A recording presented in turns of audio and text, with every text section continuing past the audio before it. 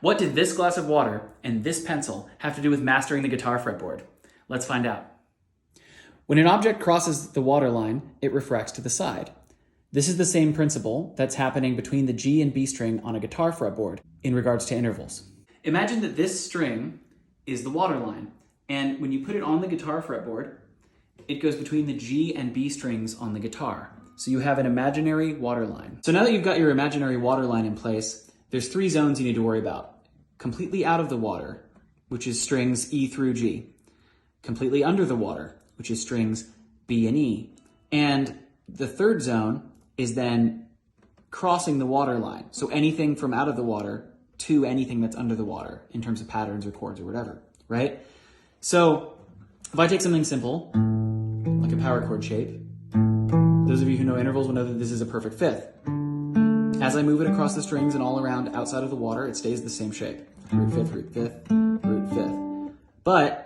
And when I go underwater, when I'm totally underwater, that's just like the part of the pencil that's underwater. It's the normal root 5th shape. But what happens is when you're crossing from out of the water to under the water, everything gets pushed up 1 fret. It gets refracted up 1 fret, just like the pencil. So observe. That's the shape, but now it sounds bad. Well, it's not the same interval. To get a perfect 5th again, I need to raise this up 1 fret in relation to this. And there's the interval.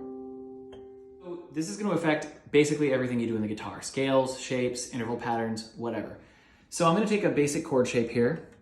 This is a E major chord, and it's a 2nd inversion, right? Root is in the middle. It's on this note.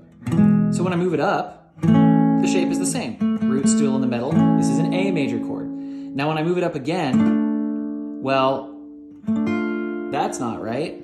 So this is now newly underwater on the B string. When you move it up a fret to account for the refraction, it becomes a major chord again. And when I move this down a string set, now these 2 are underwater. This B string is newly underwater, so it needs to go refracted up 1 fret. And there you have the D chord shape. So basically, that's what's happening to all of your scales and all of your chords, and that's why the guitar behaves the way it does.